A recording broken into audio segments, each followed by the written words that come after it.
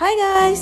අද අපිට කරන්ට් එක නෑ. ඒ හින්දා අද දවස මට ආන්‍යයත් එක්ක ගත කරන්න පුළුවන් වුණා. ටික වෙලාවක් පෝච් එකේ වාඩි වෙලා ඉඳලා ආනිව ඇවිදවන්න ගියා. අද එයා ටිකක් ඇවිදින්න කැමති නෑ වගේ. ඒ හින්දා වඩාගෙනම ගියා පොඩ්ඩක් පාරේ යන වාහන බලන්න. එයාගේ ආසම වැඩි.